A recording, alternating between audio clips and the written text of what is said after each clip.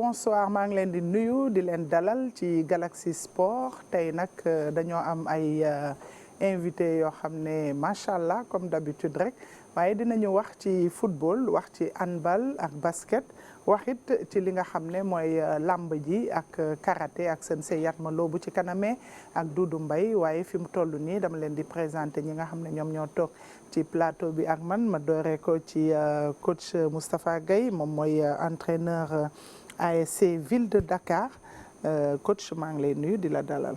maa ngi lay fay Françoise di nuyu Ibrahima ma sœur Koumba Diakhaté ak Abdoulaye di nuyu téléspectateur RTS yëpp. di ma nuyu man tamit di nuyu Françoise. mais dalal tamit sama président ANPS muy Abdoulaye Thiam ma lay dalal ci plateau Galaxy Sport tey nag di ngeen dégg alpulaar buy lakk olof. donc soyez indulgent xam nga dafa am alpulaar quoi ñuy jógee fële carrément comme man. jógee Fuuta ak ñeneen ñi nga xam ne ay alpulaar lañu juddoo fii màggee fii quoi ñun nag fële na leen lañ jógee donc il faut être indulgent donc olof bu rax français lay doon quoi. di la nuyu encore une fois avec plaisir bu mag vraiment ñëw fii sama kër. fekk fii un très grand coach pour qui j'ai beaucoup de respect et de considération pour ce qu'il a fait pour notre pays. Et qu'il continue toujours à faire. Ibrahima qui est mon jeune frère pétri de talent. Koumba bi may door sama métier il était déjà là donc big respect à tout le monde et on est là disposé à parler du sport parce que c'est notre dada. voilà gan yi nag ñoo présenté sama naataango yi kon nag Ibrahima Mboup maa ngi lay dalal ci Galaxy Sport. merci François maa ngi lay nuyu seetaan di dalal coach Moustapha Gueye nga xam ni dafa bokk ci entraîneur yi nga xam ne nii yàgg nañu indil Sénégal ndam muy amal liggéey bu am solo ci li nga xam ni moom mooy basket di nuyu aussi Ablaye Thiam Ablaye je me souviens sama premier stage bu ma def à Sud Quotidien en 2004 boobu mi ngi woon ci desk sport bi bokk ci ñi ma dalaloon foofu tete ma ñu koy dalal aussi ci plateau bi. alors Koumba Diakhaté maa ngi lay nuyu. Françoise maa ngi lay fay di nuyu suñu téléspectateurs yi ñuy seetaan di nuyu coach Tafa bi nga xam ne moom wax dëgg yàlla comme on dit en français il a tout donné au basketball di ko ñaanal li mu jublu rek yàlla na ko si yàlla may ndam ak ASC Ville de Dakar di nuyu Ablaye Thiam moom nag comme ni mu ko waxee yàgg na lool. waaw ñu bokk partagé lu bëree bëri ci sport bi moment yu neex moment yu metti waaw yàgg na trop maa ngi lay nuyu kontaan bokk ak yow plateau bi ak Ibrahima aussi voilà en tout cas sama président la ANPS mooy président képp kuy journaliste sportif ci Sénégal ak sax ci Afrique tout à fait waaw loolu tamit dañ koy fàtte mais ak ci Afrique tamit te dinañu dellu si waat ci loolu bu ci kanamee tuuti xëy na tam dinañu am ki nga xam ne mooy coach équipe nationale handball muy Yacine Messaoudi kooku moom mu ngi ci fële ca RD Congo ndaxte foofu dañ fay amal li nga xam ne mooy Coupe d'Afrique des Nations bu handball 26e édition donc du 27 au 7 décembre du 27 novembre au 7 décembre Sénégal nag daal di def li nga xam ne mooy parcours sans faute ndaxte dafa def ñeenti match mu gagné ñeenti yëpp te fi mu nekk nii qualifié na déjà ci quart de finale yi ñu daal di dellu si ci parcours suñu gaynde yu jigéen yooyu ak Koumba Diakhaté maar. En réussissant la passe de 4, le Sénégal règne en maître absolu de son groupe. Les Lions ont signé leur 4e victoire en autant de sorties ce dimanche face à l'Algérie. Toutes puissantes, elles n'ont laissé aucune chance aux Algériennes. Score 23-16. Face à l'Égypte, le Sénégal a certes gagné, mais à l'issue d'un match très disputé. Les deux équipes ont plusieurs fois été à égalité, mais jamais les Égyptiennes n'ont réussi à prendre l'avantage. Les coéquipières de Dungu Kamara ont dû batailler ferme pour s'en sortir, avec un écart de 5 buts. Score 21-16. Un match comptant pour la deuxième journée, le Cap-Vert n'a pas résisté à la grande offensive sénégalaise et pourtant les Cap-Verdiennes ont fait preuve de beaucoup d'engagement, mais c'est sans compter avec la force de frappe des Lions, à l'image de Soda Cissé, élue meilleure joueuse du match. Elle a été d'un apport décisif dans cette victoire, 37-22. lors de la première journée, le Sénégal a fait une entrée remarquable dans la compétition face au Kenya. Les Lions ont fait parler leur suprématie face à une équipe kenyane, supposée la plus faible du groupe. Les protégés de Yassine Meswadi ont gagné de la plus belle des manières, 39-9, soit un écart de 30 buts. 4 matchs, 4 victoires. Le Sénégal est déjà qualifié pour les quarts de finale de la Coupe d'Afrique de handball. Les Lions sont leaders du groupe A avec 8 points. En attendant leur dernier match de poule, ce sera contre l'équipe du Congo ce mardi à 15h. Sénégal donc def ay jaloore yu mag Coumba Diakhaté ma ñeenti match ñeenti victoire mun nañu yaakaar ne dinañu continuer noonu. ak sax ni ñu amee ñeenti victoire yi moo am solo parce que ñeenti match la yoo xam ne benn bokk ci ak sa morom ay équipe yoo xam ni kenn yamu si ak sa morom doole mën nañ ni xëy na équipe bi ci xaw a gën a neex a jonganteel mooy Kenya mooy match bi jiitu bi te gis nañu li ñu def wane nañ ni ñoom ñoo ëpp doole Kenya am si ndam match bi nga xam ne moom a si gën a neex mooy contre Égypte parce que boobu match bu méttee métti la woon. Égypte comme ni ma ko waxee ci élément bi dañu à plusieurs reprises dañuy jéem a égaliser mais Sénégal dafa fexe maintenir le cap ba nga xam ni Égypte du ko mëne ndax xëy na bu ñu leen mëne woon doon na gën a metti ñu góorgóorlu ba def ci score bu ñu ci def 5 points d'écart je pense après ñu ñëw contre Cap-Vert Cap-Vert aussi une belle équipe mais amuñu woon benn kattan ci kanamu doole bi nga xam ne. seetal ci man yow tamit nag dimbali ma. Françoise bu ma rey rusmos waaw kon wax dëgg yàlla am na Cap-Vert am na engagement bu rëy mais xam nga doole Sénégal bi moo am solo équipe Sénégal bi vraiment dem ak doole bu rëy def ñeenti match am ñeenti victoire ba pare nekk leader ci seen groupe moom daal vraiment li ñu gis nii mën nañu yaakaar ni Sénégal mën na dem fu sori parce que bu ñuy wax dem fu sori nag mooy jël ndam li ndax loolu mooy mbébét bi ndax Sénégal même ci compétition bu mujj bi fii lañ ko amale objectif bi moo doonoon bokk ci palmarèsu compétition bi parce que loolu da leen a manqué xëy na lii bu continuer am nañu yaakaar bu baax a baax ni war nañ ko mën a def daal di détrôner ki nga xam ne mooy Angola ndax Angola gagné na fukki yoon ak juróom compétition bi fukk ak ñeent yi da ko tegale muy 98 ba léegi da ko tegale di ko jël moom moo yoree titre bi tey nag loolu mooy objectifu Sénégal te li ñu waneegul yoon bi ñu jëlagul wane na ni daal ñu ngi ci yoon bu jub bi mu des nag suba dernier match de poule bi mu dox ci seen diggante ak Congo itam mus na gagné Coupe d'Afrique bi loolu jar na bàyyi xel mais boo gisee Sénégal taxawaay bi mu amal man yaakaar naa ni Congo du lu koy sonal ndax Congo gagné na ko ñeenti yoon mais yàgg na donc mën nañu am yaakaar ci équipe sénégalaise bi daal ci compétition bi. Ibrahima mën nañ ci am yaakaar parce que équipe bi quand même am na ay jaloore yu mu def ci compétition bi. absolument Sénégal booy xool tey ci top 20 mondial bi lañ bokk. ci handball parce que coupe du monde bi 2023 Sénégal mi ngi nekkoon 18e sur 24. en Afrique Angola rek moo ñu gënoon a baax classement. Coupe d'Afrique bi ñu organisé fii Angola gagné nañu demi-finale ak benn point. loolu day wane ni niveau bi. mi ngi fi ñi ngi rapproché wu du niveau des Angolaises nga xam ni mooy l'ogre du handball africain et je pense que équipe la boo xam ne nii am na potentiel avec des joueuses yoo xam ne nii dañuy nekk dans le haut niveau en France essentiellement nekk ay binationales yu bëgg aussi réew mi lool je pense que suñu gagné Coupe d'Afrique handball man li ma jàpp mooy soreetul nañ ñaan mu nekk ci édition bi wante jàpp naa ni performance yi ñu def depuis quelques années mi ñuy rapproché du sacre nañu gën a liggéey. Je pense que quatrième la ñu woon bi paase. waaw quatrième parce que Angola moo ñu gagné demi-finale ñu dem ci match de classement bi aussi ñu perdre ko. Je pense que là daal Sénégal am na niveau boo xam ne nii niveau la boo xam ne dinañu permettre ñu espérer ne war nañu mën a gagné li nga xam ni moom mooy Coupe d'Afrique bi ci kanamu handball. coach yaa ngi seetaan handballeuse yi. À la télé. À la télé. À la télé, j'ai suivi la progression de l'équipe quand même, di magnifier un peu liggéeyu Seydou, président Seydou. C'est un processus léegi Ibrahima muy wax naan soreetuñu mais man pour man un but d'écart extrait nañu fi mu ne niveau Angola la ñu yore donc je pense que ça sent mu ngi xëy lu neex daal maintenant nag comme ñii nañ ñaan yàlla mu nekk bi édition mais soreetul vraiment soreetul. alors président ANPS am na ay journalistes yu couvrir handball bi. wala ñoom football rek la ñuy topp. Vraiment bonne réponse. waaw très bonne réponse.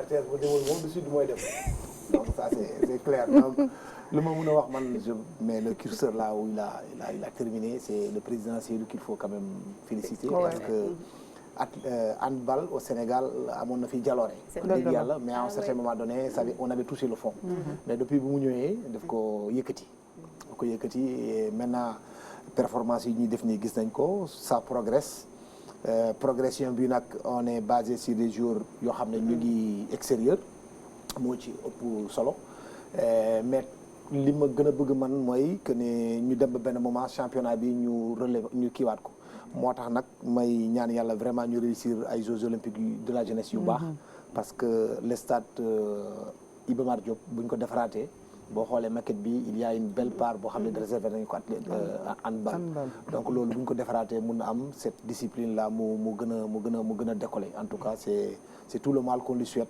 par rapport à parcours bu mu def depuis bu mu fi nekkee ba léegi puis aussi développer cette discipline qui nous avait valu beaucoup de satisfaction dans un passé plus ou moins récent.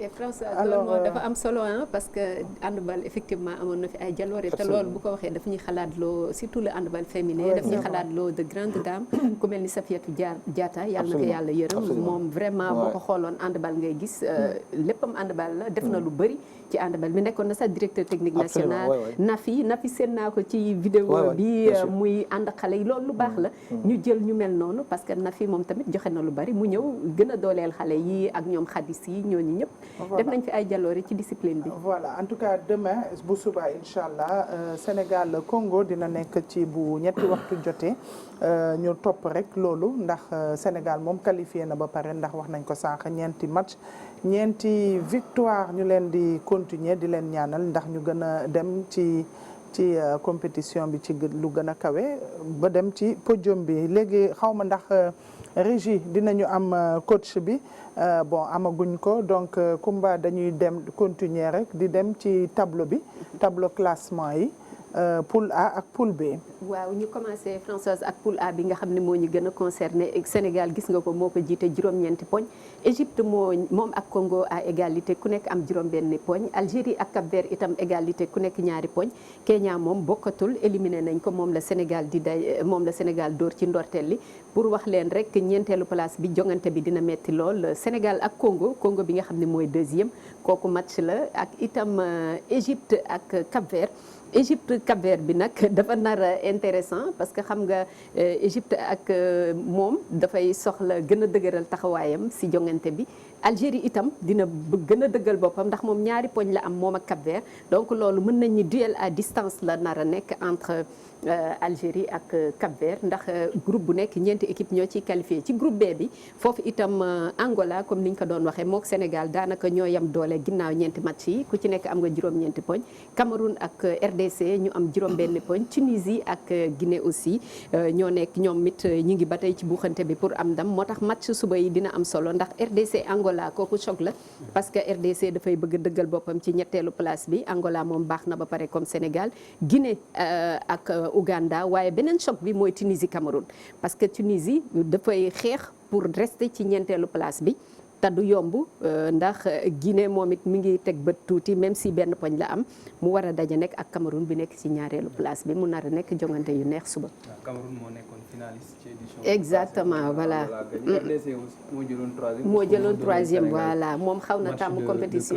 voilà Sénégal ki jël quatrième ci poule B bi normalement. mooy daje ak Sénégal moo tax sax match bi daf ñuy intéressé effectivement ci quart de finale bi mooy quatrième groupe B bi mu war a nekk soit Tunisie wala Guinée ñoom ñaar daal ku si jël quatrième yow yaa war a daje Guinée nag waaw defe naa Sénégalais yi dañuy ñaan pour Guinée am ndam même si du yomb mais Sénégal aussi baax na ci naar yi de. Kumba, on a le coach de l'équipe nationale de handball en ligne.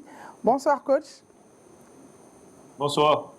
Allez, félicitations pour votre parcours, 4 matchs, 4 victoires. Merci beaucoup. Alors, demain, vous allez affronter le Congo. Dans quel état d'esprit est l'équipe? Dans un état d'esprit positif, conquérant.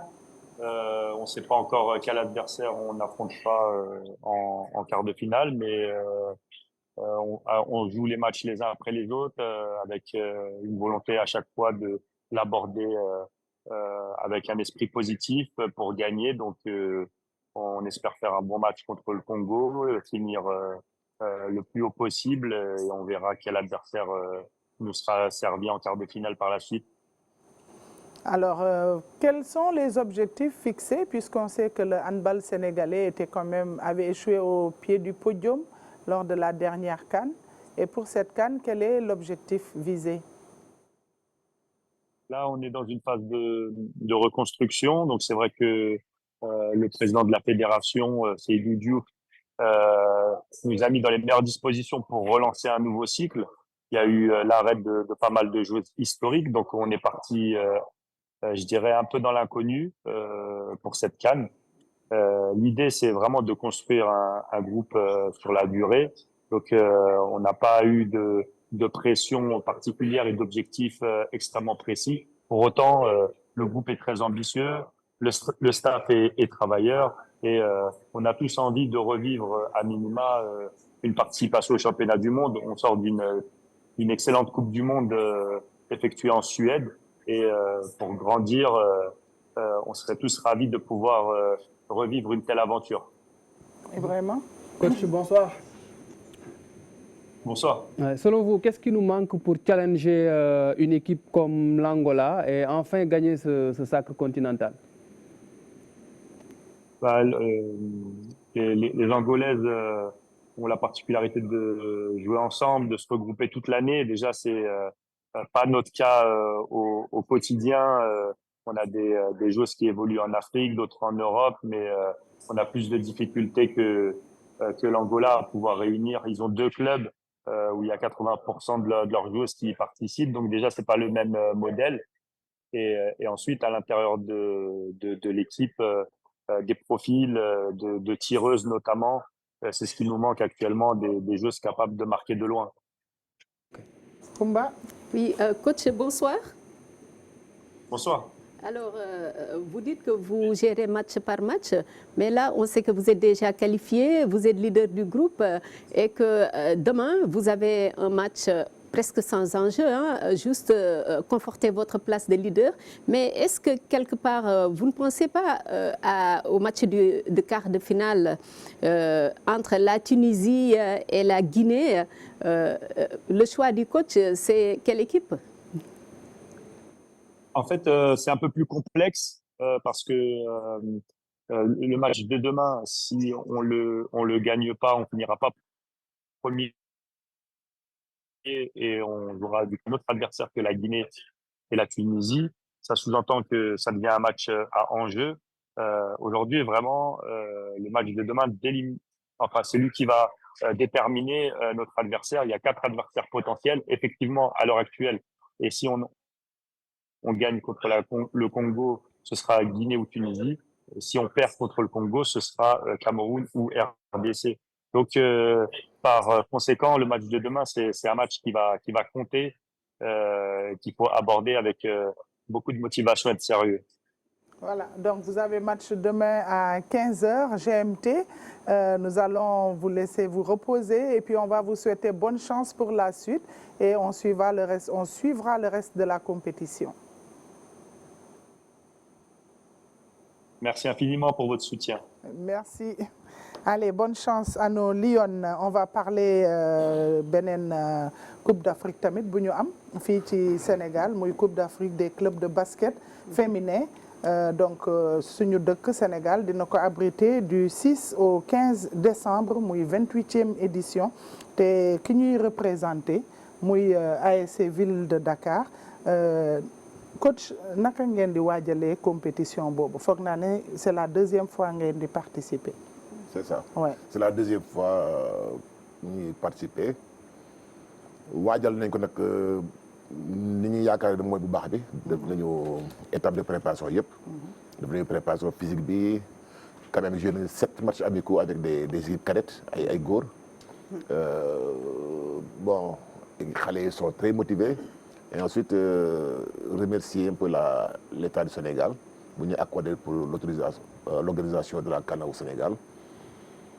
di wax ne fédération aussi sénégalaise basketball accompagné ñu bu baax sur le plan sur tous les plans, sur le plan administratif, sur le plan la logistique et tout.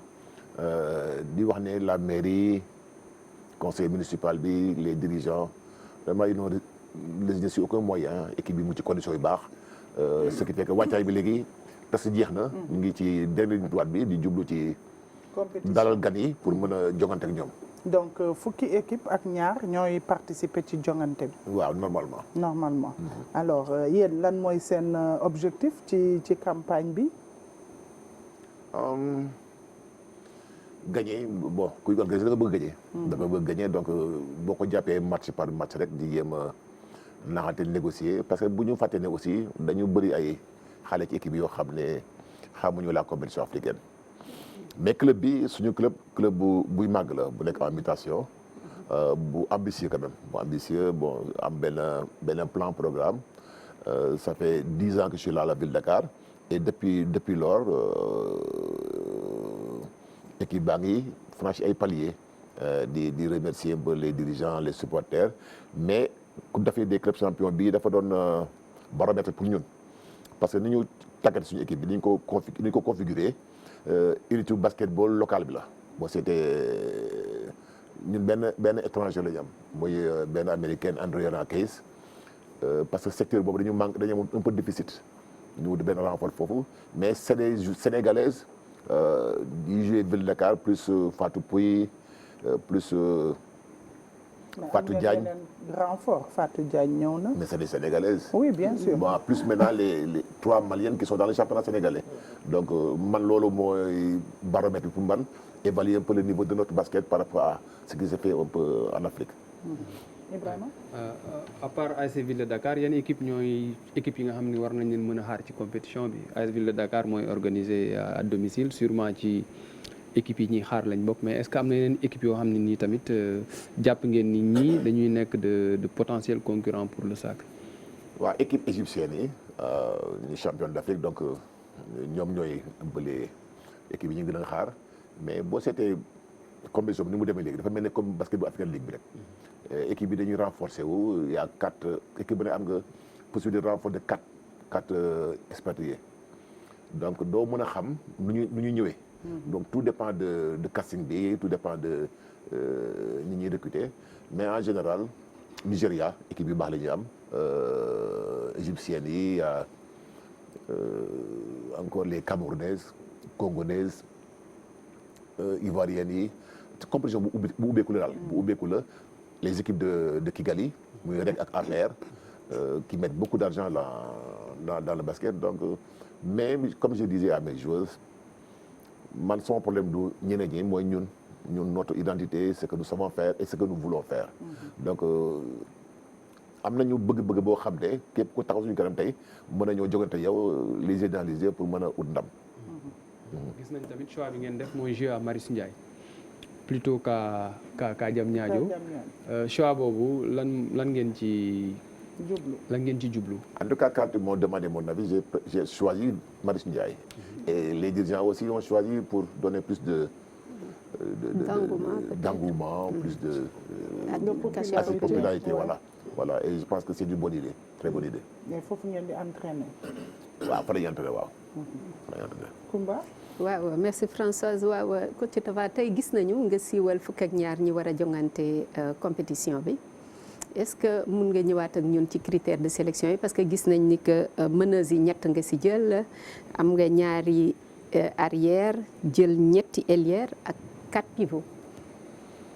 bon critères sélection yi c'est les mêmes traditionnellement mooy compétences yi savoir-faire yi complémentarité yi ak état d'esprit bi. yooyu dañu gën a xool daal surtout nag complémentarité parce que di nga am ay joueuses talentueuses mais boo leen boolee peut-être mën na bañ a marcher. donc ñun nous sommes partis de ce que nous avons fait année yi passées yëpp ak les filles yi nekk biir ASC Ville de Dakar xool nuñ ko mën a renforcer yan secteur nga mën a renforcer donc loolu moo indi choix wu Fatou Pouy en poste 3. nga xam ne peut-être elle a un profil boo xam ne daf ñu xawoon manqué Fatou Diagne aussi en poste 5. André Wonakais position de garde d'arrière donc dinañu apporter un peu un peu de s'adapter ou bien waaw si elle vraiment bu gérer un peu l'environnement parce que moom mosul ñëw Afrique mais bon on va voir un peu comment il va s'adapter comment il va évoluer xale bi jógee Guédiawaye Aminata Ndong muy vraiment il a relève à ce poste de meneuse au Sénégal di remercier waa GBA yi vraiment ñoom ñu ko génnee ñoom ñu ko propulsé donc noonu la demee daal dañu xool mais ossature bi yëpp mooy ñi fi nekkoon parce que ci diggante bi dañu perdre quand même ma jigéen seen bi dem Al Ahly perdre Kamba Diakité bi dem APR ou Kigali donc basket bi léegi dafa am léegi business la en fait équipe bu nekk da ngay gérer sa intérêt et ça devient très professionnel donc mu ngay perdre fii ay joueurs récupérer ay joueurs donc noonu la mais je pense qu'au finish am nañu équipe compétitive maintenant on va voir au fil du tournoi ce que ça va donner. Allez, on va parler maintenant de l'ANPS avec le gala de l'ANPS président ngeen di organiser gala bi muy le 7 décembre yan coppite ngeen indi parce que foog naa ne da ngeen dajale ñaari gala def ko benn. Merci beaucoup mais j'aimerais quand même placer juste un petit mot les questions voilà. très pertinentes et les réponses aussi mais moi je mets juste le curseur sur cette volonté est clairement aujourd'hui affichée par l'État du Sénégal, par ce que vous faites aussi, de faire du Sénégal un hub sportif. Moi, je pense que c'est très important. On a organisé un taekwondo de boxe, on a organisé judo, on a organisé basketball. Là, vous amenez la Coupe d'Afrique des clubs. Li Rwanda di def Sénégal war na ko mën a def ba dépassé ko. Le Qatar su jëlee Coupe du monde dafa pour gagner 222 milliards de dollars soo ko defee ci Coupe du monde pour le Qatar. Tu l'as fait pour autre chose. La Russie organise une coupe du monde pour gagner. Donc benn moment dëkk aussi baax na si nga gis ay autorités def seen képp lay kattan pour utiliser la diplomatie sportive pour gën a taaral dëkk bi. Donc là félicitations à la mairie à l'AS Ville de Dakar. Par ailleurs l'autre question c'est nous je suis au milieu donc déjà c'est la vice-présidente qui pose la question au président. Allez, conflit d'intérêt donc 2022-2023 on n'a pas pu organiser mënuñu woon organiser parce que tout simplement c'est le calendrier démentiel tout le monde sait ce qui s'est passé donc ñu dajale 2023 bi 2024 ñu def objectif bi nag c'est juste permettre quand même kuy def sport bëgg na souvent ñu jox la ay raaya et surtout aussi loo xam ne dafa jógee ci journalistes yi on est très critique s'il faut encenser on encense mais su amee ay problème ñu soulever ko mais baax na aussi ku def jaloore aussi ñun ñu ñëw ne la vraiment tu mérites d'être récompensé donc loolu moo tax ANPS mettre en place ce gala là qui remonte en 2002 ba léegi ñu ngi continuer di ko def ren les seules choses depuis les dernières années li ñu ci changé c'est que daawuñu woon dugal ci biir des journalistes parce que dañ doon jox récompense athlètes yi ñu yem ci athlètes yi rek après mais du ñu xalaat les anciens journalistes comme par exemple je félicite notre doyen Yatma qui célèbre aussi son anniversaire aujourd'hui. On lui dit happy birthday. Il va être célébré parce que je pense qu'il a fait énormément de choses dans le sport sénégalais. L'UNTAL, on ne peut pas l'oublier. C'est quelqu'un qui a fait beaucoup de choses. Exactement. Donc, depuis d'ailleurs, même au niveau de la Fédération sénégalaise de football, l'UNTAL a été le dernier média officiel qui a été désigné par l'ANPS. La rupture est arrivée avec Mbacké Seck et depuis lors, ce n'est plus l'ANPS qui désigne en tout cas quelqu'un qui lui représente au sein de la Fédération sénégalaise de football. Donc ñooñu jar nañ ñu rappeler lu ñu def ak Boton malheureusement il n'est plus là mais nous avons appelé c'est le parrain de notre promotion exactement aussi. Donc lui aussi il a marqué d'une empreinte indélébile le sport du Sénégal. Après il y a aussi Pape Amadou Fall qui a couvert la Coupe du Monde 2022 avec Sud aujourd'hui qui est directeur à la Gazette. Pape Amadou Fall. Donc ce sont des journalistes sportifs, on les entend beaucoup sur le plan politique et autres, mais les gens oublient que c'était des très grands journalistes sportifs. Donc baax na ci yenn saa yi aussi de donner des récompenses à Moustapha à Augustin Senghor à Mamadou Diagne Ndiaye mais aussi ñu bañ a fàtte sunu bopp quoi. Donc aussi remercier sunu grand yi Abdoulaye Thiam. Abdoulaye Thiam du Soleil. Les gens oublient parce qu'il est plus diplomate ou il est plus dans la diplomatie mais il a été un très bon journaliste sportif. On a eu à récompenser d'autres Mamadou Koumé, Babacar Khalifa Ndiaye, Cheikh Tidiane Fall et ainsi de suite. Donc chaque année dañuy tànn ay quelques grands journalistes pour ñu célébrer leen. Donc la fête aura lieu cette année-ci à l'esplanade de la 2STV. Ce qui diffère nag c'est que généralement ANPS day faral di organiser des galas populaires. Parce que ñëpp dañuy bëgg ñëw c'est une fête du sport, c'est une fête de la jeunesse, c'est une fête des journalistes. Malheureusement nag boo bëggee def une fête bu mel noonu avec un dîner, c'est un peu compliqué. Donc day select. Donc c'est pourquoi on a que 300 places. Avec l'artiste El Hadj Diouf qui va quitter le Canada, qui va aller jouer, faire la prestation. Mais nous avons fait quand même en sorte que des Gambiens puissent être présents, des Guinéens puissent être présents pour donner un cachet plus ou moins quand même sous-régional du gala. Donc voilà, grosso modo, en tout cas d'une manière vraiment ramassée. Mais nous avons créé aussi une récompense nouvelle, parce que c'est le leadership. Parce que maa ngi doon wax léegi suñu autorité ñu def seen kéemtulaay kattan pour faire du Sénégal un hub sportif, mais ñun journalistes aussi yenn saa yi dañuy am ay dirigeants yoo xam ne duñ leen jox li ñu leen war a jox. Je donne toujours l'exemple du Maroc. Fouzi Lerja, tout le monde en parle. Il est le ministre du budget, il est le président de RC Berkane, il est le membre du comité exécutif de la CAF, il est membre du conseil de la FIFA, il est ministre du budget. Et tout son pays, il est président de la fédération. Et tout son pays le pousse pour qu'il prenne même la CAF et pour quand même aller au-delà. Nous, Mbagnick Ndiaye vient d'être réélu. On a aujourd'hui Mohamed Diop, qui a été athlète, qui a été entraîneur, qui a été dirigeant, et aujourd'hui il dirige la Confédération africaine de natation. C'est une fierté, on doit le montrer à tout le monde. Nous avons également Awanar Fall, il y a d'autres athlètes que nous voulons montrer. Mamadou Diagne Ndiaye, si nous avons les Jeux Olympiques de la jeunesse, c'est grâce à lui. Donc nous avons choisi aussi quelques hauts dirigeants à qui nous allons effectivement donner ces trophées-là que nous avons appelés pour la première fois un trophée de leadership. Le dernier point, c'est juste le naming. Parce que aussi, jusqu'à une période récente, on appelait les distinctions comme par exemple Ballon d'Or. Ballon d'Or, c'est une marque déposée. On n'a pas envie de faire du plagiat. Ça appartient à France Football. Ça a été créé depuis 1957. Là, nous avons dit quand même qu'il y a des athlètes sénégalais qui ont marqué notre époque. Il faut faire du naming. C'est pourquoi pour le trophée du meilleur athlète, on a choisi El Hadj Amadou Diaba, parce que c'est le seul athlète sénégalais qui a remporté un titre dans les Jeux Olympiques. Au niveau du footballeur local, on a choisi Ibrahima Koulibaly. C'est le meilleur buteur de l'histoire du football sénégalais.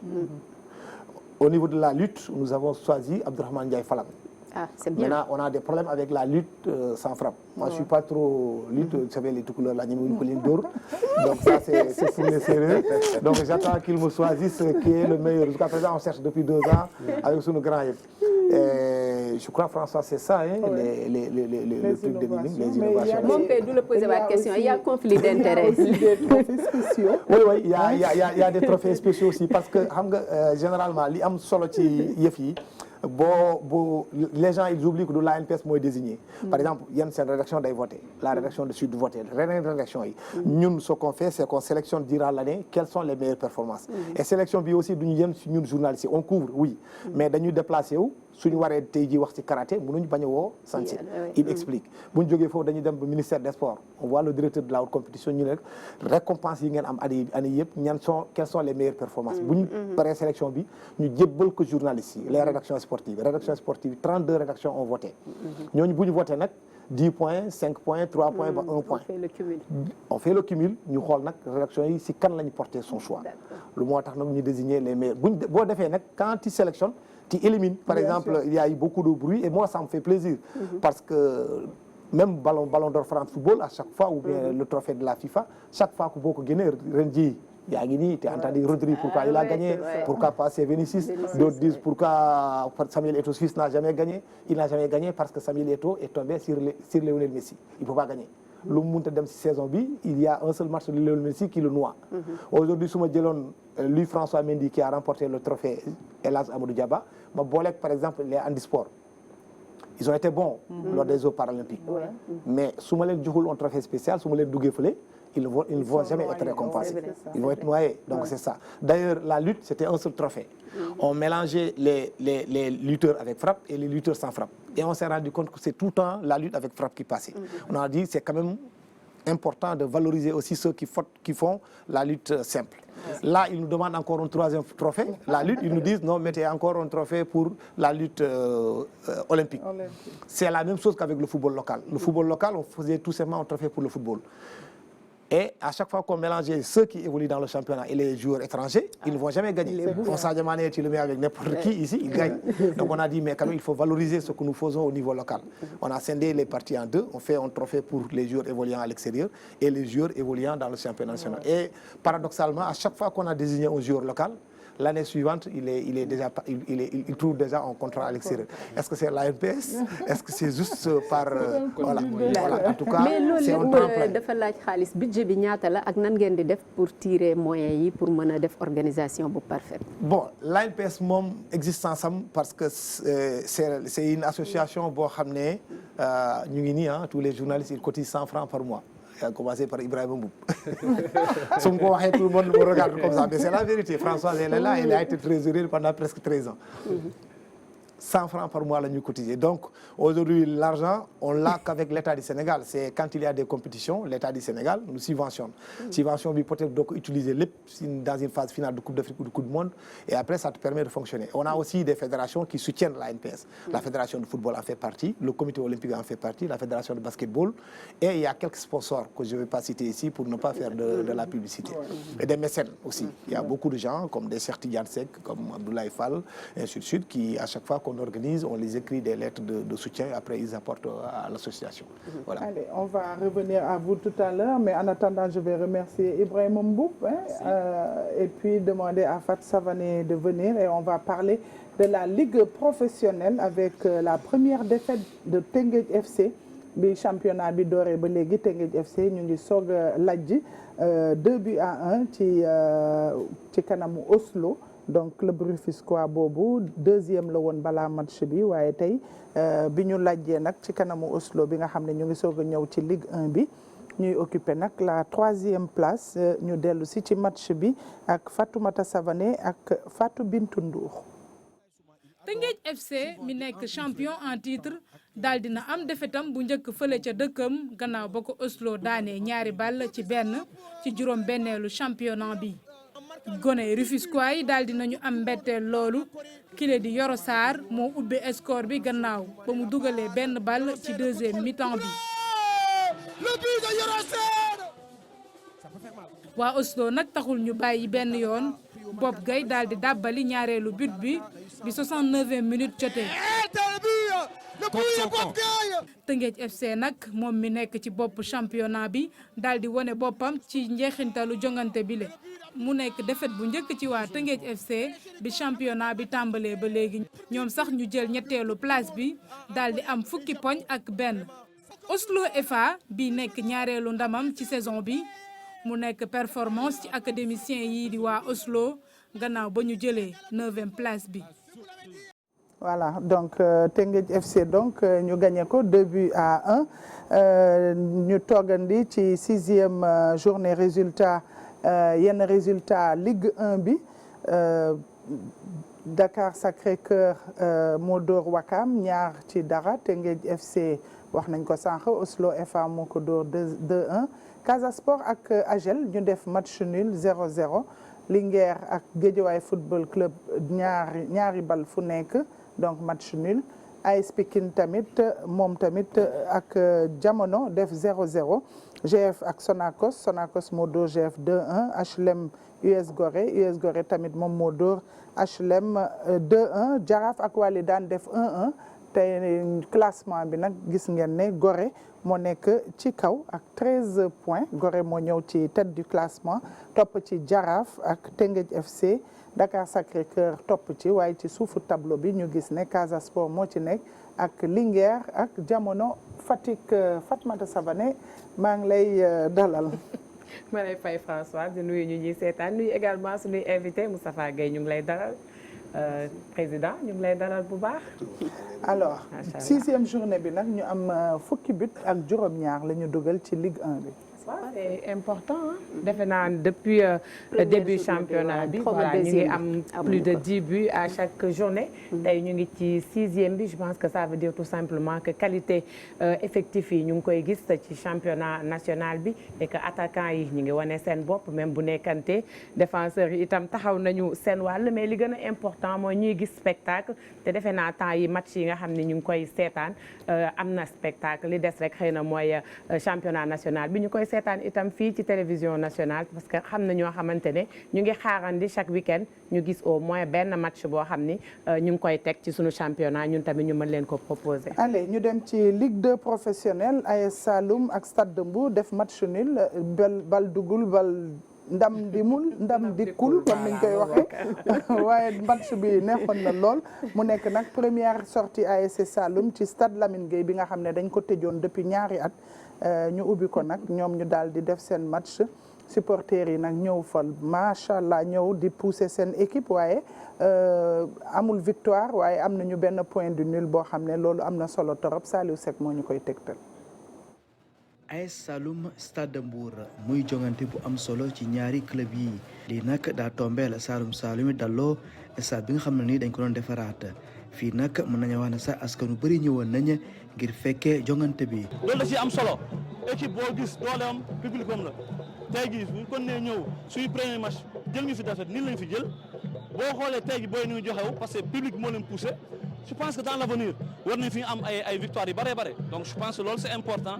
vraiment di leen gën a ñaax di leen gën a wax ni équipe baa ngi fi liggéey bi ñun ñëpp xam nañ fan la dinañ ko liggéey pour mën a am ay victoire. le fait que Saloum 2 ans ngi ni recevoirul ci terrain donc kon bu ñëwee tey pour la première fois di ñu recevoir du yomb ci moom ndax ay supporters am ñu ni du yomb ci ñun.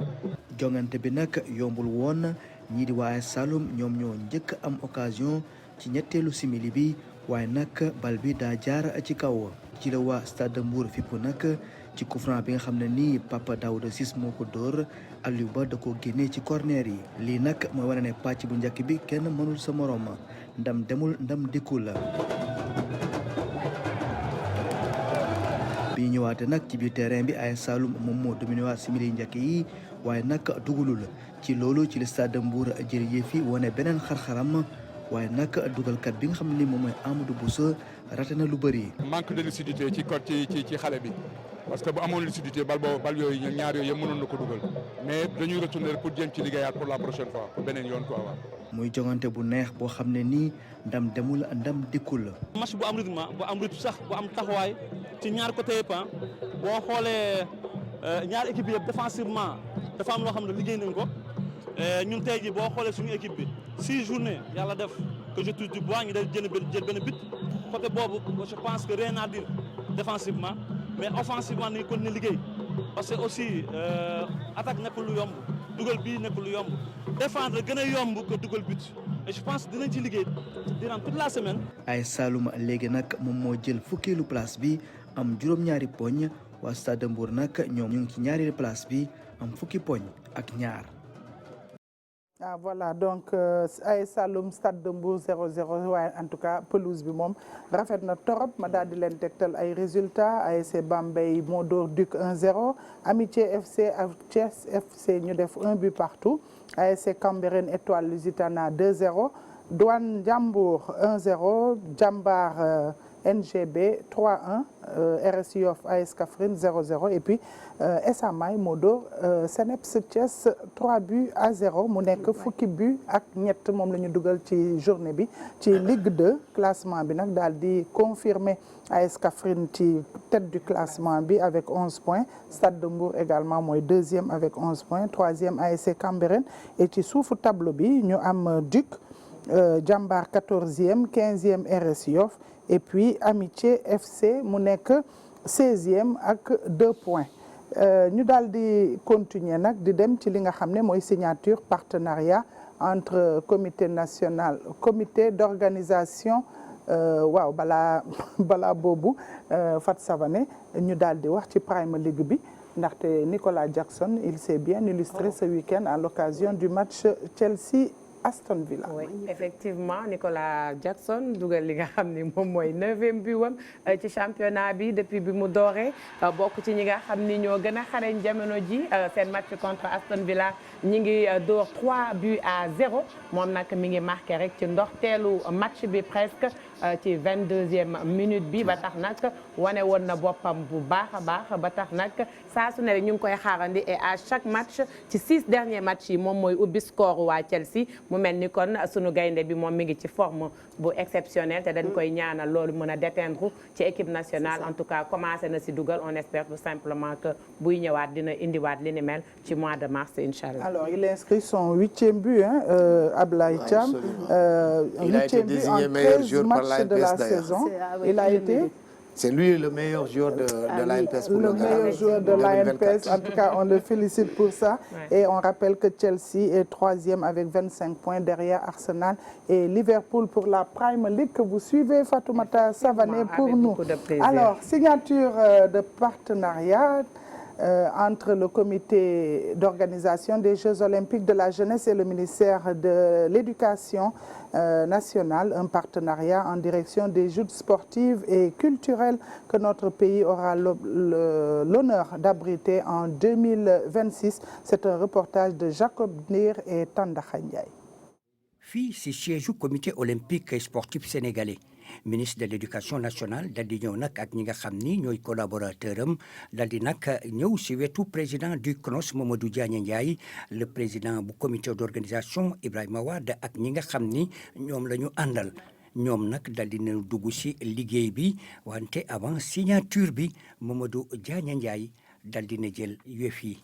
Je tiens également à vous remercier. waaw maa ngi remercier bu baax a baax engagement bi nga xam ni moom ci boppam mu di nag engagement yi autorité yi jël mu di nag le président de la République Bassirou Diomaye Diakhar Faye le premier ministre Ousmane Sonko ci organisation bi nga xam ni lu ñu ci bëgg rek moo di Dakar dal di réussir.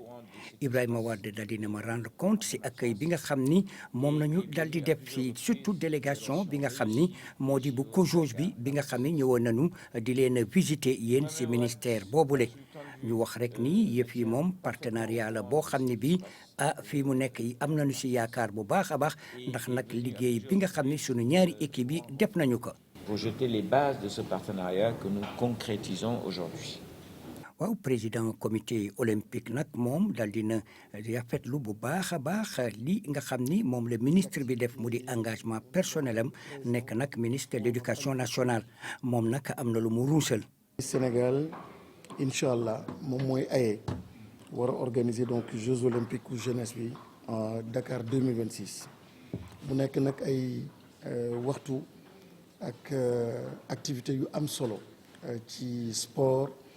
ci olympisme ci école ci jeunesse mais mu nekk la première fois continent africain bi di organiser lu mel noonu te Dakar Sénégal war ko abriter ñu ci sant sunu boroom. fii mu nekk nag mu di ay valeurs yoo xam ne ñi ñoom dañu ko dal di bokk dal di nag àndandoo def nag seen doole ci mbir mi nga xam ni mbirum Sénégal la ak mbirum Afrique wante rawatina Sénégal. comité d'organisation bi nga xam ne nag moom la Ibrahima Wade jiite ñu ngi nag ci yoon woo xam ne wi bu baax la. voilà ñu ngi ci wàccaayu Jeux olympiques de la jeunesse ñuy remercier bu baax a baax sama naataango Koumba Diakhaté ma di dalal nag Sensei Yatma Lo maa ngi lay dalal ci Galaxy di la souhaiter joyeux anniversaire. tey anniversaire bi la. dundal waaw bàyyi rek joyeux anniversaire. amal jàmm wéral loolu lañ lay ñaan. léegi muy profité da xam nga day profité il me fallait un gâteau ici. oui gâteau baa ngi ci mais le président Ablaye Thiam waroon na ko jëm moom ak sama frère. waaw bu ñu paree ñun ñëpp dinañ dem régie daal di ko fa dagg léegi tey loo ñu indil. alors la coupe de son excellence l'ambassadeur du Japon au Sénégal alors def na 2 ans yu saf sàpp gis ngeen lii ni mu rafetee arbitre yu taxaw mu jekk rafet lool nga def ay final ñii c'est les meilleurs qui se sont retrouvés en finale muy Aïssatou Simal bu club Sabé voilà di def Unsu benn kataala boo xam ne ñëpp koy def au niveau mondial alors mais président xoolal lii boog yow tamit est-ce que lii dañ ko war a indi sax ci kii bi voilà kii nag c'est une marocaine bu ñëw Sénégal final ak Simal mais xale bi nag ay na trop nag mais Aïssatou Simal moo ko gagné alors mu nekk loo xam ne kii tamit mu nekk hymne cadeau c'est-à-dire dojo la bu nekk imprimerie nationale bu Rufisque mu ngoog gis nga de gars yi daal kata bi moom ñeme nañ ko lool kii nag nekk na xale boo xam ne moom mooy le jeune champion Ismaïla Bari waaw dem na championnat d'Afrique jël médaille de bronze dem na championnat d'Afrique du nekk xale la nag mais dafay tirer ci senior yi mu nekk koo xam ne Dorama la nekk élève bu Bada Aan la rapidité lépp nga fi mais am na loo xam ne daf ci gën a des gis nga trophée yi nga xam ne amateur bi ko jënd indi ko offrir ko à la fédération mu nekk loo xam ne véritablement dañ ngi si gërëm di ko sant alors bi affaire bi jeexee dañuy sentir émotion bi mu am ñu laaj ko mu ne non dafay ñibbi Sénégal neex na trop mais il faut mu ñibbi nañ ko déglu ñu xool li muy wax. di am mbégte ànd ak kenn Tay Chi Gong ci xew-xew am solo bi ci wàllu karaté ci Sénégal mooy jongante bi gën rëy ci Sénégal maa ngi gërëm kilifa ngër bi ak fédération karaté ak ñi ifte ci seen territoire bi am mbégte bu mag ci karaté ci na bu baax ci Sénégal ndaw yi yu bari ñoo ko def te di ko def am mbégte ci karaté ci Afrique ak ci Sénégal mbégte tamit ci buy taxawaayu athlète sénégalais ak Japon ci Jeux olympiques ndaw yi ci Dakar 2026. kontaan nañ lool parce que buñ la joxee benn raaya pour wax la li nga xam ne moom nga def donc ay effort la yu bëri yoo xam ne ay nit ñu nekk si ñun ñoo ko def ñoo ñu si jàppale parce que du benn nit kese mooy li may wax rek boo amee ñu mel ni docteur Djibi Diallo ñu mel ni Abes ñu mel ni Yatma Lo président Maguette Sow président Souleymane Gaye ak ñeneen ñu nekk ci comité directeur bi ñëpp di jàpp di liggéey suñu karaté bi di avancé arbitrage bi di avancé direction technique nationale def ay résultats ñetti médaille d'or ak benn médaille au niveau mondial defe naa effort yooyu yëpp ak yi nga xam ne moom la ñu ministère jàppale ak comité olympique ak centre bi nga xam ne Japon tabaxal nañu ko defe naa yooyu yëpp effort yooyu yëpp réuni moom moo aboutir ci certificat boobu ñu jox ñuy am mbégte di féliciter ensemble des karatékas di ñaan yàlla ñu gën a liggéey pour di mériter waat récompense yu mel nii. en tout cas de ambassadeur japonais bi moom lakk na olof moom. non moom bu ñëwee à chaque fois compétition day wax wolof. moom nee na dafay wax wolof parce que dafa bëgg Sénégal avant muy dem ma ne ko ndax daal nga lekk ceebu jën mu ne ma bëgg na ko trop wante li mu gën a bëgg mooy suluxu. waaw loolu moom ça veut dire qu'il est bien intégré. xam nga Sénégal dafa nekk dëkk boo xam ne dëkk bu neex a dund la. bi muy dem ñu koy gunge gis nañ ni am na lu wàññeeku ci moom. voilà parce que bi mu ñëwee ci la ñu am centre de formation d'entraînement et de perfectionnement boo xam ne permettre na Sénégal ñu am ay médailles au niveau africain et au niveau mondial te loolu yaakaar naa ni ki koy remplacer parce que moom Europe lay dem mais ki koy remplacer bu ñëwee am nañu yaakaar ni liggéey bi mu fi bàyyi dana continuer de toute façon di féliciter bu baax le staff de l'ambassade du Japon ndax def nañu liggéey bu ku mel ni Mohamed Cissé def na liggéey bu rafet boo xam ne permettre nañu ñun ñu mën a am li ñu bëgg alors fi may daanelee mooy compétition bi nar a am samedi à Saint-Louis du Sénégal muy tournoi international open international boo xam ne sunu mbokk Alioune Mbaye moo koy organisé à Saint-Louis du Sénégal mais nag dañ maa njatt man dañ maa njatt parce que le président Ablaye Thiam moo ma njatt te loolu mënuma ko fi bàyyi di dem Saint-Louis. waaw parce que dañ lay jox benn raaya boo xam ne mérité nga ko tamit. parce que woo na ma di ma dànkaaw ñun ñëpp ñu ànd ci ak yow daal di dem ci. alors daal di dem jëli prix boobu. dama ne Françoise boo ñëwul. yow. man maay organiser. non loolu wóoruma kii organiser ngi nii toog yow boo ñëwul Savané moom dina ñëw moom. waaw yàpp ma mais ñu yeggali après loolu dinañ ko bu ñuy lekk gâteau bi lañ koy wax du dëgg. waaw léegi ñu daal di laaj kii nu mu tudd président ANPS yow am na chaque année da ngeen di dolli ay discipline yu bees loolu pour mun a tax ñëpp bokk ci gis ci seen bopp. oui parce que xam nga boo xoolee boo demee ministère des sports boo laajtee dañ leen naan dañuy gérer une 60aine de fédérations et groupements sportifs. donc ñëpp si lañ bokk. 68 donc loolu dafa bëri. moo tax pour nga am spécialisation sax si discipline yooyu noonu yenn saa yi affaire bi da lay échappé mais baax na quand même nga tëddee njaaxanaay nga fexe def sa kéemtulaay kattan képp ku ci yëngatu di def comme ni ma cité léegi. karaté gis nañu lu ñuy def. escrime bu ko xeeb. roller si bu leen xeeb. Khadija si gis nga liggéey bu muy def fii depuis bu mu fi nekkee ba léegi. donc loolu yëpp baax na souvent parce que même démb rek maa ngi doon wax ak Raoul Toupane mu ne athlète dara gënulu ko.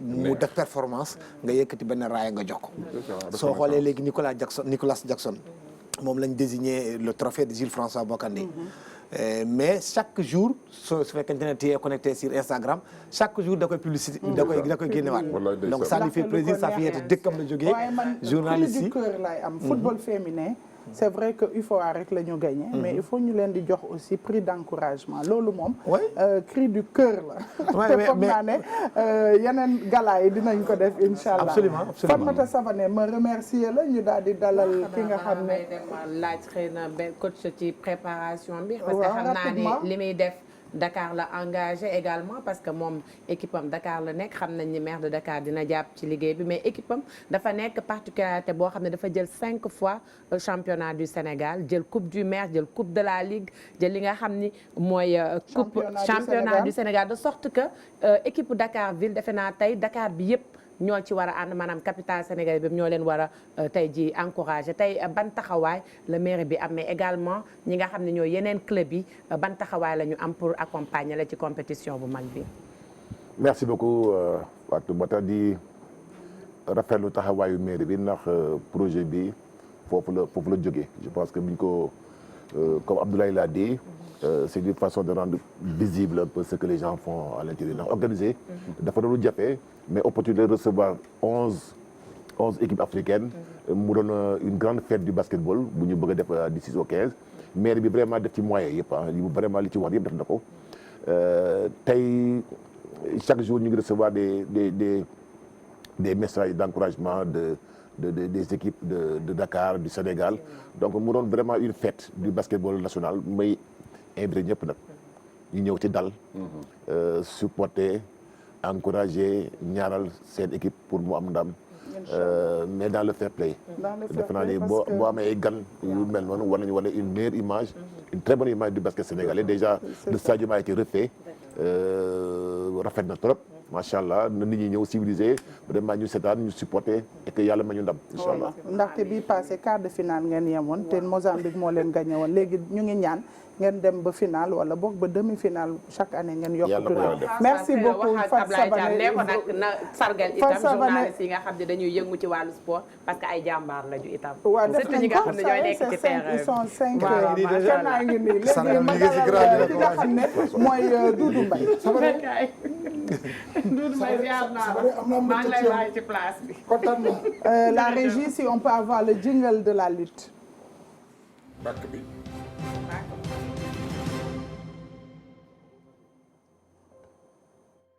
voilà donc ñu jublu ci làmb ji yéen may leen ma tuuti rek ma terminer ak ma nuyu di dalal Doudou Mbaye Françoise maa ngi lay nuyu maa ngi lay fay am naa mbégte bokk ak yéen plateau bi waaw ñun tamit joyeux anniversaire merci di la ñaanal tawfeex ak taysiir merci amiin yaa loo dund doyul amiin waay ndeysaan di bëgg ñi ma bokkal plateau bi yëpp Doudou Mbaye waaw commission règlement bi jox na ndam li Modou Lo yaa ngi réere sama ndekki fa la doon jëm yaa ngi réere sama ndekki xam nga dañ doon xaar verdict ba xam nga Double Less ak Mbaye Gueye dañ ne woon verdict ba la ñuy xaar ba tey ba léegi waaw verdict gu Modou Lo Siteu génn na tey ci ngoon CNG joxaat na Modou Lo victoire am kon ba tey Modou moo gardé couronne am Françoise voilà kon il est le roi des arènes roi des arènes mais sans plus tarder parce que waxtu wi xoj nañu te waaw non sëñ Sey noonu la. noonu la wax nga dëgg. te dañuy jouer ak le temps.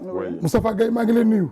le coach léegi dafa am face to face bu mag bu amoon. ca Côte d'Ivoire. mu nekkoon face to face boo xam ni gis nga mi ngi noonu. diggante Reug Reug ak Boy Niang ñoom ñaar rek waxante na lu ne. Boy Niang wax na ko ni ko maa la pour doole dama lay duma dama lay daan. nga ne fii Côte d'Ivoire la woon. Côte d'Ivoire la woon. Reug Reug ni ko dama laa xeeb. ndax xam naa ni Reug Reug li mu nekk champion du monde moo tax mu xeeb gars yi. waaye Boy Niang dafa jóge ci défaite. combat bu metti ci digganteem ak le roi des arènes Modou Lo. di ko Modou daanee ba tey nag waa Pikine dañ ko mere. pour mu fayu nag foog mu daan le 1er janvier. nee na Reug Reug dama lay daan Reug Reug ni ko maa la pour doole maa la mën te bu ma la jàppee mu jeex. fi mu ne la tëddal foofu ngay tëdd boo ñaani ka nag ba ilimaan ju nodd le 1er may jël ndam li maa koy yóbbu Pikine loolu am na solo léegi bu ñu jógee foofu amoon na MMA bu fa amoon ca Côte d'Ivoire le même jour non MMA bi le 30 la woon face to face bi le 1er mais MMA bi suñuy doom ñoo fa nekkoon di bëre ku ci mel ni Serigne Ndiaye numéro 2 moo nekk Fass écrit Fass sunu papa Moustapha Gueye moo ko fa yóbbu woon ku mel ni Ada Fass moom it am na fa ndam Ada Fass moom it am na fa ndam Serigne Ndiaye 2 am fa ndam mais 4 ñoo demoon mais ñaar ñi danoo ñàkk ku ci mel ni Petit Lo di jarbaat ci Modou Lo dafa ñàkk. di sama jarbaat waaw ku mel ni Albouri moom it ma ngi fii ci Grand Médine moom it bëri na ay combat moom it dafa ñàkk. ñaar ñi ñoo am ndam ñaar ñi ñàkk ñi ngi leen di encouragé ñi gagné ñi ngi leen di félicité. léegi ba tey loolu moo amoon ca Côte d'Ivoire Françoise léegi dañ koy accéléré léegi week-end bii amoon na ay combat yu neex yu amoon arène nationale mais nag ambiance la ñuy dem xool ba pare doogay dellu soit du ko yàq waaw nañ dem ay ca ñu dem arène nationale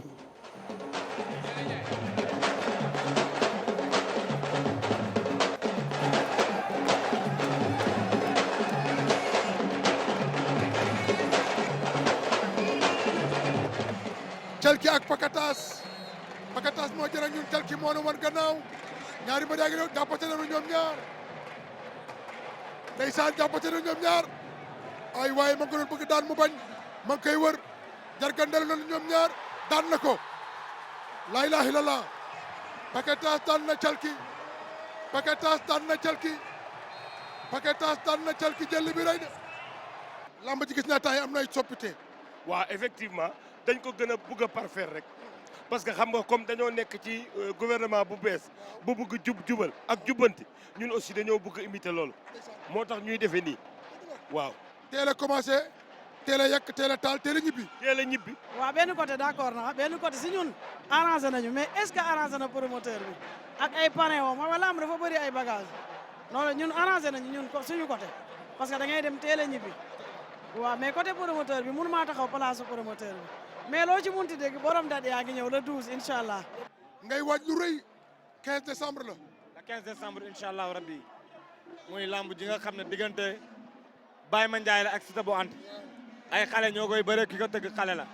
di woo jeunesse bi ñu gën a góorgóorlu jàpp seen liggéey gëm seen bopp xam ne liggéey mooy maye waaw nit ki loo séntu seen ko boo toogee xaar ma fekk seen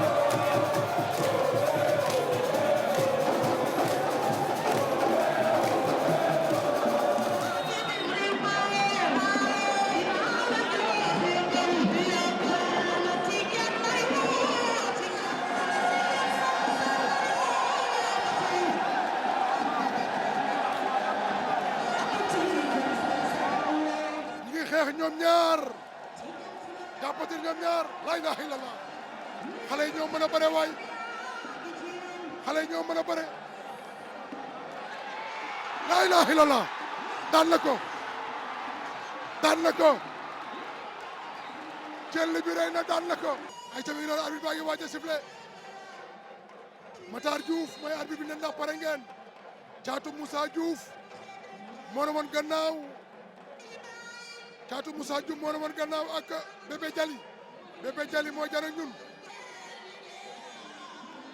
Bébé Moussa Diouf sañ na waaye dalul Matar Diouf mooy arbitre combat bi jàppante ne ñoom ñaar war na ko ndomba laa ilaha illallah la ilaha illallah jël bi rëy na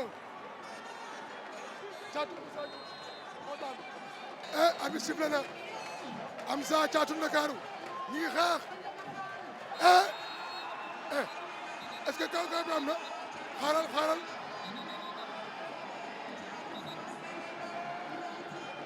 lu xew lan moo xew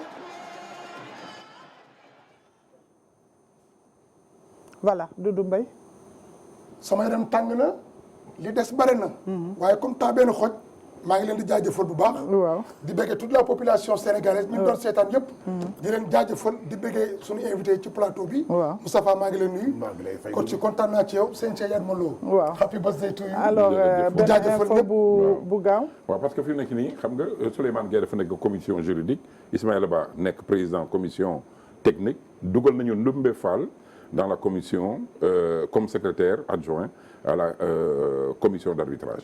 loolu bu nekk ndam pour le Sénégal ndam la pour Sénégal mais fàttali ne fédération sénégalaise de Scrabble tamit dafay organiser samedi 7 ak dimanche 8 ci Magic Land à partir de 10h championnat national classique bi nga xam ne club Sénégal yi yëpp ñoo ciy bokk au programme 14 rondes plus la finale. Samedi et dimanche donc information bi ci DTN Cheikh Seck la jóge maa ngi lay jaajëfal coach di ñaan Sénégal ñëpp ñu participer ci li nga xam ne mooy Coupe d'Afrique bi nga xam ne du 6 au 15 décembre lay am te ASC Ville de Dakar di ci participer du ASC Ville de Dakar mais Sénégal yëpp ñoo war a participer ñëw dooleel leen ndaxte ci Sénégal ngeen bokk na ñëpp ñëw jàppale AS Ville de Dakar parce que Sénégal lay représenté ci Coupe d'Afrique bi ñu lay souhaiter plein succès ñuy souhaiter aussi suñu président ANPS bi plein succès di xaar suñu invitation yi nag ci gala ANPS bi nga xam ne le 7 décembre le 7 décembre lay am may jaajëfal ñëpp di remercier ki nga xam ne moo nekkoon ci réalisation bi muy Michel Diatta di remercier sama naataango yi yëpp Fatmata Savané Koumba Diakhaté Mar Ibrahima Mboup ak ñëpp ñi nekkoon fii ci plateau bi ñu ngi leen di jaajëfal bu baax di leen jox dig daje lundi prochain incha allah.